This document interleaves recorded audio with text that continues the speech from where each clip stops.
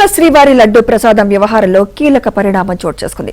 ఓవైపు లడ్డూ కల్తీ ఆరోపణలపై సమగ్ర విచారణ చేయాలని మాజీ ఎంపీ సుబ్రహ్మణ్య స్వామి, వైవి సుబ్బారెడ్డి విడివిడిగా సుప్రీంకోర్టులో పిల్స్ దాఖలు చేశారు. మరోవైపు తిరుమలకు నెయ్యి సరఫరా చేసిన 2 సంస్థలకు కూడా కేంద్ర ప్రభుత్వం నోటీసులు జారీ చేసింది.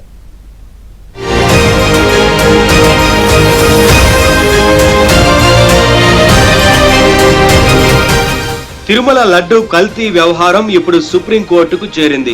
మాజీ ఎంపీ సుబ్రహ్మణ్య స్వామి, టీటీడీ మాజీ చైర్మన్ వైవి సుబ్బారెడ్డి విడివిడిగా సుప్రీంకోర్టులో పిల్ దాఖలు చేశారు. తిరుమల లడ్డు ప్రసాదం విషయంలో ఏపీ సీఎం చంద్రబాబు చేసిన ఆరోపణలపై విచారణ జరపాలని కోరారు.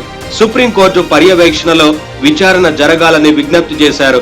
విచారణ కోసం ఒక కమిటీని ఏర్పాటు చేయాలని విజ్ఞప్తి చేశారు. సుప్రీంకోర్టు రిటైర్డ్ జడ్జితో గాని నిపుణులతో గాని విచారణ చేయించాలని వైవి సుబ్బారెడ్డి కోరారు.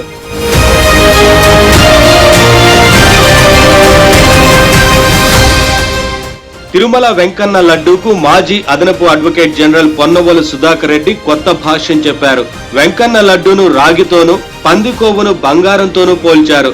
పందికొవ్వు మార్కెట్ ధర కేజీకి 450 నుంచి 1400 ఉందన్నారు. అంతేకాదు 320 రూపాయలకు సరఫరా చేసే నెయ్యిలో అంతకంటే ఖరీదైన వస్తువుతో కల్తీ చేస్తారా అని పొన్నవోలు సుధాకర్ రెడ్డి ప్రశ్నించారు.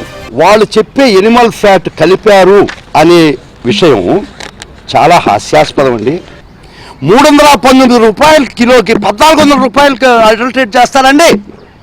నువ్వు రాగి అని చెప్పి అమ్ముతున్నావు. ఇది రాగి వస్తువు, రాగి అని అమ్ముతున్నావు, రాగి బిందె అని అమ్ముతున్నావు. రాగి బిందెలో గోల్డ్ అడల్టరేట్ చేస్తారా, మిక్స్ చేస్తారా? 319 రూపాయలు ఇచ్చే నెయ్యికి 1400 రూపాయలు అయ్యే కిలో అయ్యే ఎనిమల్ ఫ్యాట్ కలిపారంటే అసలు ఇది తలలో తెలివి ఉండే ఆలోచనేనా?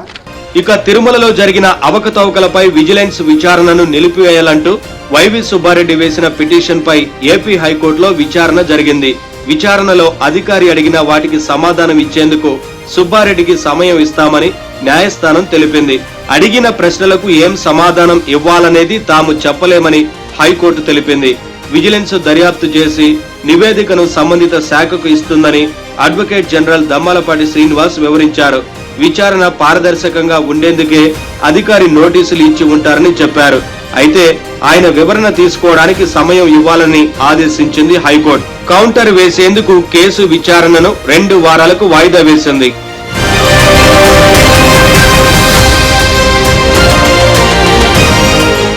తిరుమల శ్రీవారి ఆస్తుల పరిరక్షణపై AP deputy CM Pawan Kalyan లేఖ రాశారు.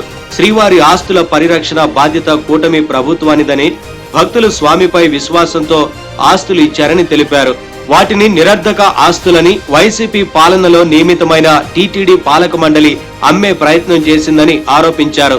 గత ప్రభుత్వం టీటీడీ ఆస్తులు, భగవంతుడి ఆభరణాలకు రక్షణ కల్పించిందా లేదా అనే కోణంలో విచారణ అవసరమన్నారు. శ్రీవారి ఆస్తులను పప్పు బెల్లాల్లా అమ్మేయడానికే ఉత్సాహపడ్డారని, గత టీటీడీ పాలక మండలి సభ్యులను ఆ విధంగా నడిపించింది ఎవరనేది బయటకు తీస్తామని పవన్ తెలిపారు. వైసీపీ పాలనలో అనేక ప్రాంతాల్లో ఉన్న టీటీడీ ఆస్తులను దోచేందుకు ప్రయత్నం చేశారని పవన్ ఆరోపించారు.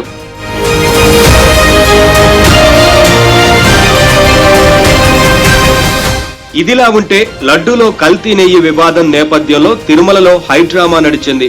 టీటీడీ మాజీ చైర్మన్ భూమన కరుణాకర్ రెడ్డి తిరుమలకు వచ్చారు. శ్రీవారి పుష్కరిణిలో స్నానం చేసి తాను ఏ తప్పు చేయలేదంటూ ఆలయం ఎదుట ప్రమాణం చేశారు. గత కొద్ది రోజులుగా తన మనసు తల్లడిల్లిపోతోందని, తాను ఏ తప్పు చేయలేదని భూమన చెప్పుకొచ్చారు. ఏ పరీక్షకైనా సిద్ధమని, తన హయాంలో ఏదైనా తప్పు చేసి ఉంటే తాను తన కుటుంబం నాశనం అయిపోతామని కరుణాకర్ రెడ్డి ప్రమాణం చేశారు. అనంతరం ప్రభుత్వంపై విమర్శలు చేస్తూ రాజకీయంగా మాట్లాడటంతో అఖిలాండం వద్ద భూమన కరుణాకర్ రెడ్డిని పోలీసులు అదుపులోకి తీసుకున్నారు. ఆయన వాహనంలోనే తిరుపతికి తరలించారు. ఆరోపణలు వేస్తే అంగీకరించటానికి సిద్ధంగా లేం.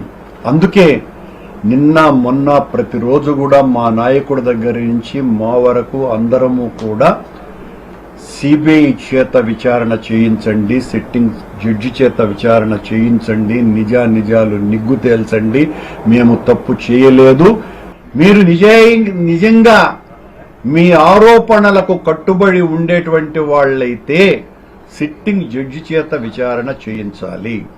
మరోవైపు తిరుమల లడ్డు కల్తీ వ్యవహారంపై కేంద్ర ప్రభుత్వం సీరియస్ అయింది. తిరుమలకు కల్తీ నెయ్యి సరఫరా చేసిన చెన్నైకి చెందిన ఏఆర్ డైరీకి కేంద్ర ఆరోగ్య మంత్రిత్వ శాఖ షోకాజ్ నోటీసులు ఇచ్చింది. తిరుమల లడ్డు ప్రసాదంలో కల్తీ నిజమేనని food safety authority of India నిర్ధారించింది. కల్తీ ఆహార పదార్థాలు సరఫరా చేసిన నేరం కింద ఏఆర్ డైరీ లైసెన్సును రద్దు చేయనున్నారు.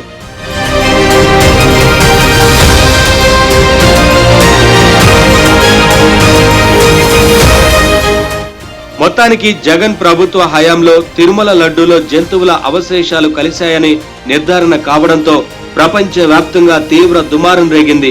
అధికార ప్రతిపక్షాలతో పాటు శ్రీవారి భక్తులు సైతం తీవ్ర ఆగ్రహం వ్యక్తం చేస్తున్నారు.